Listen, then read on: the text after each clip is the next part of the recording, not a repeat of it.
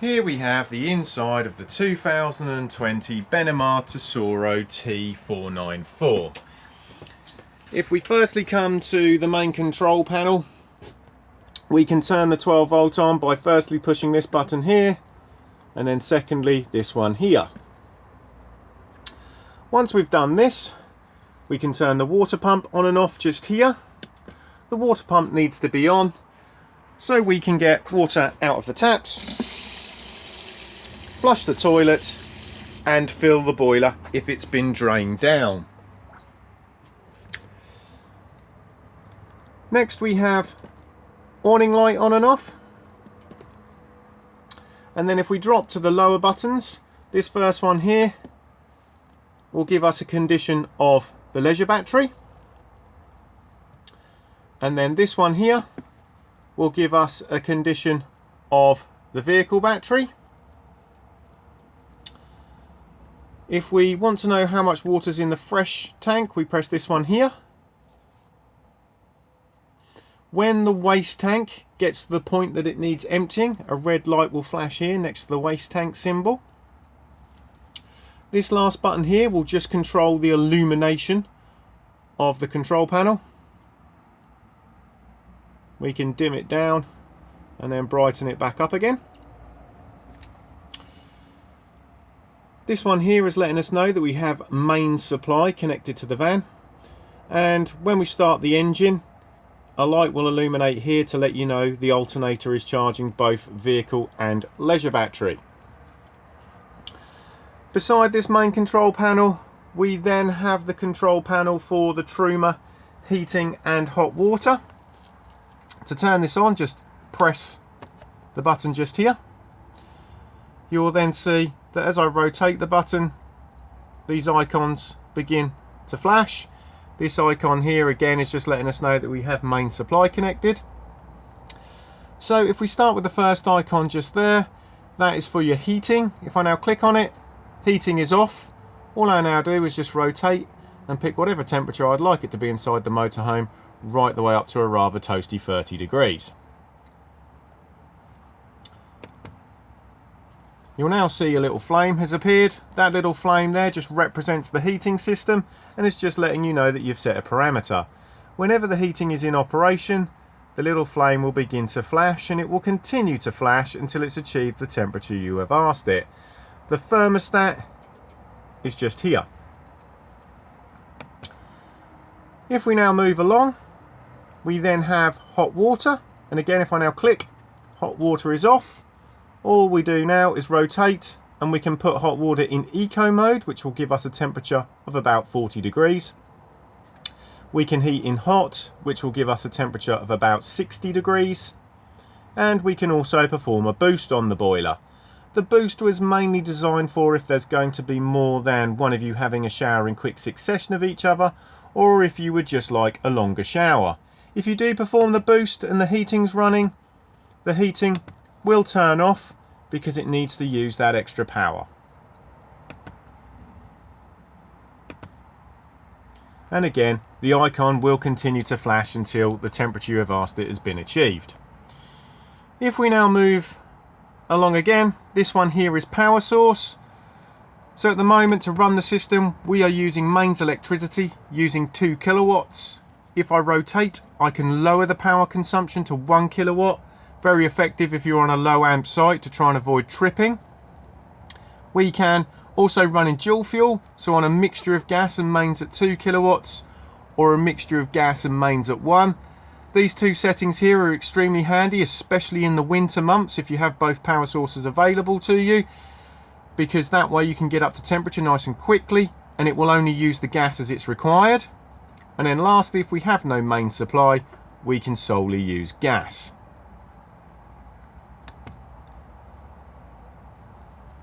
Next we have circulation fan for the heating system. So currently the fan is in eco. We can turn it up to high. If we now drop to the lower icons, this first one here is for a basic timer. If I now click, we can set a start time and then an end time. and then we just pick what we would like on within that time period.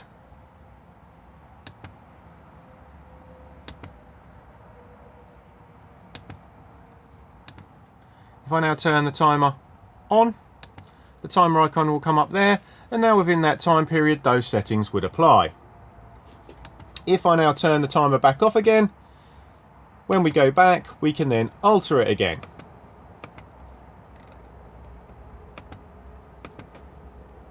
After timer we then have clock set, so again just push, rotate, select the time. Lastly, we have the settings menu. So within that we have offset, which is just for the thermostat there, so if you don't think it's quite correct you can just slightly alter it. Temperature, just if you prefer it displayed in Celsius or Fahrenheit. Brightness of this screen. 12 or 24 hour clock. Language. Index. This is more for the technicians in the workshop, it just lets them know what software this is running. And then lastly, full factory reset. From time to time, these control panels will throw up error codes, but they will usually be basic stuff. So at the moment we're running on mains electricity. So if we tripped, pulled the mains lead out, it would let us know that it's no longer got mains supply connected and flash up an error code. An error code will appear when my finger is here. It will appear as a warning triangle, and if you click on it, it will display a series of letters and numbers. If you then look in the manual or Google it, it will then tell you what the problem is. 9 times out of 10, as long as you rectify the problem, the error code will just automatically disappear. If it doesn't disappear after a few seconds, return to the little warning triangle and double click on it, and it will then sometimes display no error and then disappear. If that doesn't work, if you still have bits running like I do at the moment, just go and turn them off, because it can sometimes reassess a lot faster when it's not trying to do lots of other things. If that doesn't work, I then always suggest the good old-fashioned turn it off, turn it back on again, and the way we turn this off is just by holding the button in.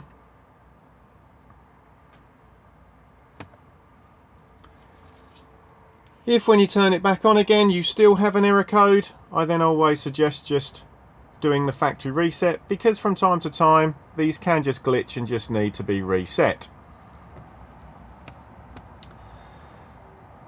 The Truma system can be controlled via the Truma app. If you want to use this, you will need to download it onto your device. Once you've done that, make sure your Bluetooth is turned on and then launch the app. Once you've launched the app, you'll see a button that says Remote Control. If you press that, you then just need to follow the on-screen instructions, and it will firstly ask you to come to the iNet box. In this model, the iNet box is located above the microwave.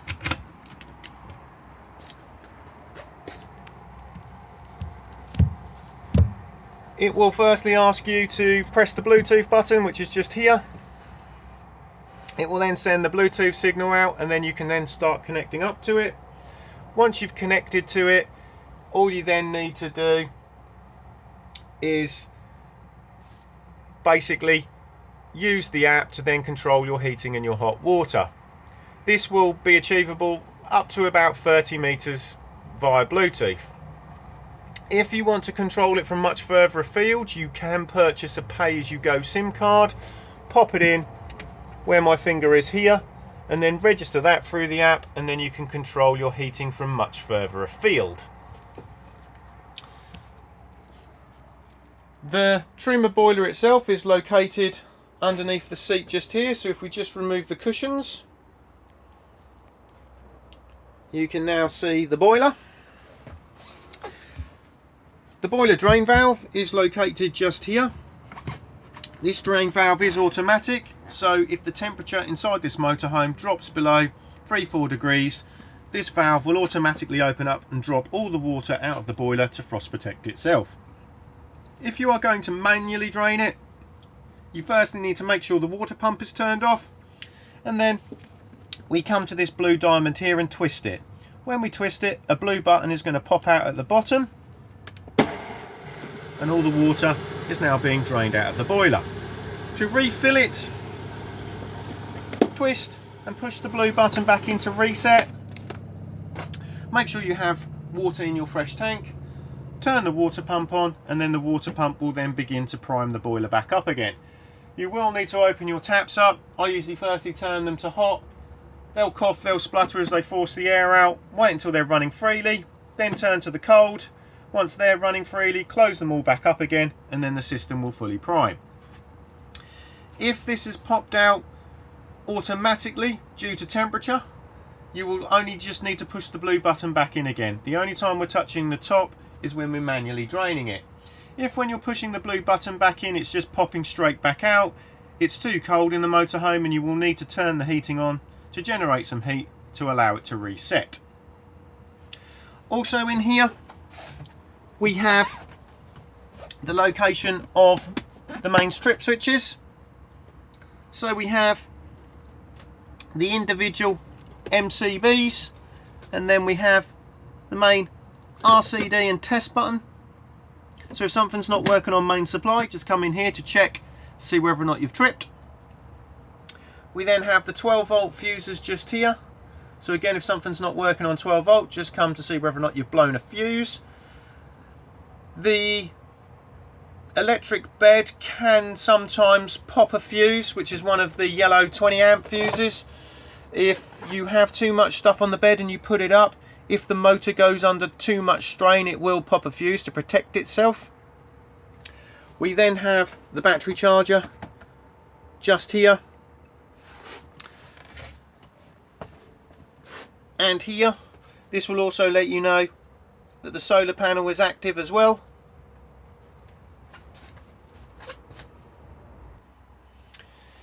As this is a fully winterized motorhome, you will find just tucked down behind the driver's seat a little switch just here. It's on when it's illuminated, and this is for the heater in the waste tank. So again, if you're using the motorhome in extremely cold climate and there's a danger of any water going into the waste tank, of it freezing up and causing frost damage, you can pop this on to avoid that. The freshwater tank does not have a heater in it, as it's an internal tank, and it's located under the travel seats just here. So if we just remove the cover just here, you'll see that we also have the water pump sitting on top of it, and we can gain access to it if we want to add cleaning powders, etc. to it, just here. If we now return above the microwave, also located in here, we have the digital amplifier for the Teleco aerial on the roof.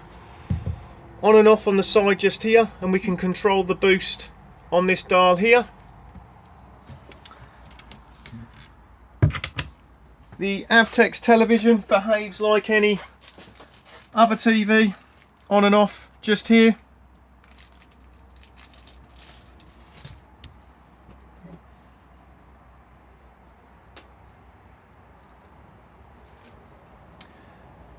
As this is a travel television, it can take vibration as it goes down the road,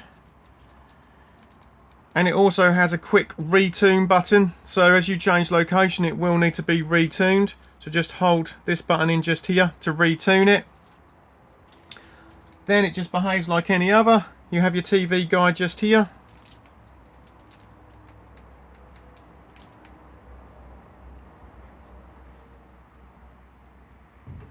These televisions also have a DVD player and USB connectivity as well. Next we have the microwave. It is advisable to remove the contents for travel. Then we have power selection just here, and then timer just here. Beneath it we have the Thetford fridge freezer. On and off on the square just here. This is an automatic fridge freezer, so as long as you are on A for auto, it will find the best power source it can. So because we're hooked up to mains, it's put us onto mains at the moment.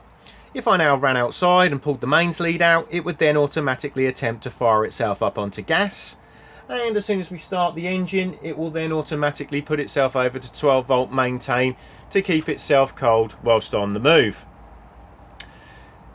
We can take it out of auto just by pressing this button here, so that's manually on mains. Manually on 12 volt maintain, it's going to flash and give us an error code at the moment because the engine's not running, and I can manually put it onto gas, but auto is the easiest one to have it on.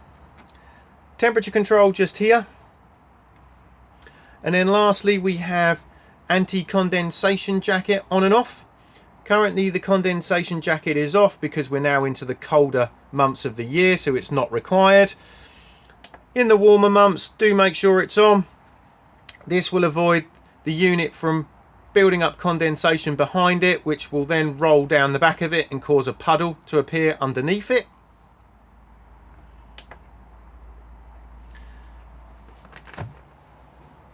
We then have the freezer box above and the fridge below. Because it is a very large fridge, we do have a secondary travel catch just at the bottom.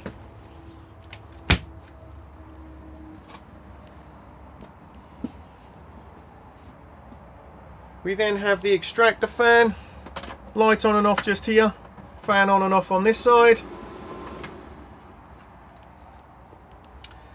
Electric hot plate that will work like the microwave when you're hooked up to main supply.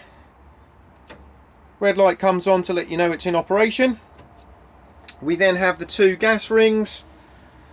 Push in and twist and press the igniter.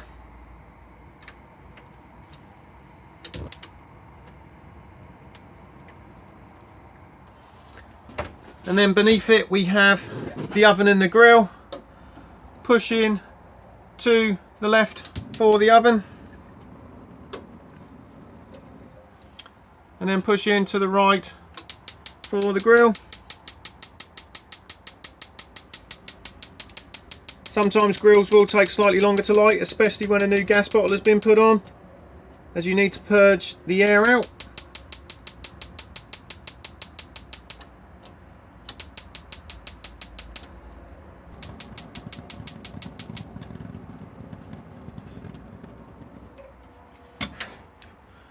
The gas isolation taps for the motorhome are all located in the cutlery drawer.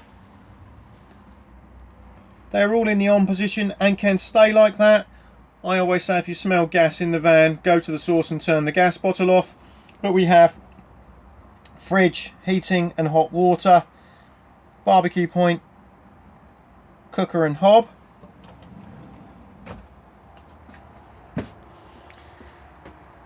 Above my head we have the Omnivent fan.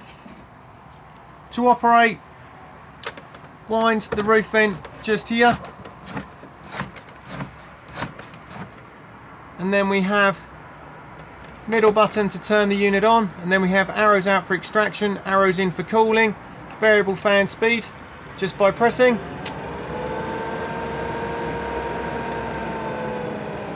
Do make sure that the roof vent is down for travel.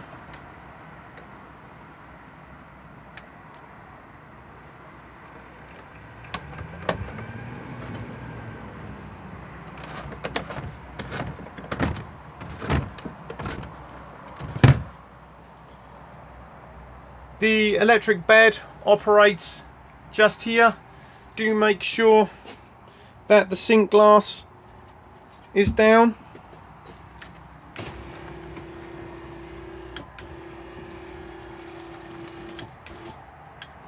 We then have the netting that can then be popped up all around it. Ladder just hooks on here.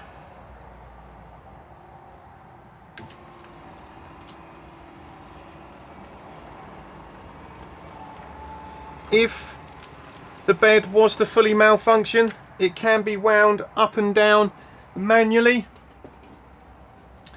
and this is just done at this point here. Remove the cover. Sitting underneath it is a 13mm socket, and then we have the winding tool just here. If we now go into the bedroom area, we have the cassette toilet just here. The bowl does swivel all about. Open to the cassette just here, and then push to flush just here.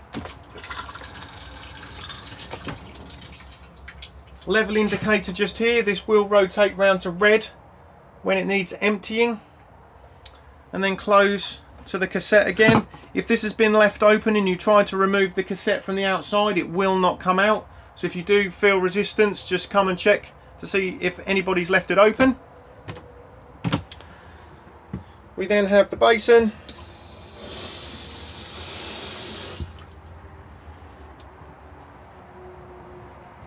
And then the shower cubicle just here. Do make sure that this part is popped in at the moment for travel, and that this catch is also across to secure everything. We then have storage in the floor in 3 locations, and then we have storage all across the back